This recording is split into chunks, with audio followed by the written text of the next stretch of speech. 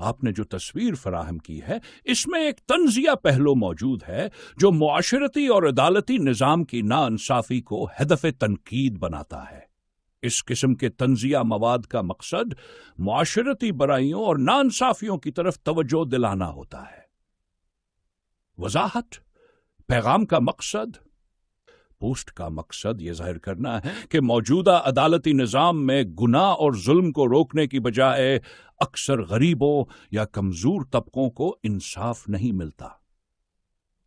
طنزیہ لہجہ: یہ پوسٹ معاشرے میں پائی جانے والی دوہری معیار پر نشاندہی کرتی ہے، جہاں طاقتور یا مشہور شخصیات کو زیادہ توجہ دی جاتی ہے جبکہ عام یا کمزور لوگ انصاف سے محروم رہتے ہیں۔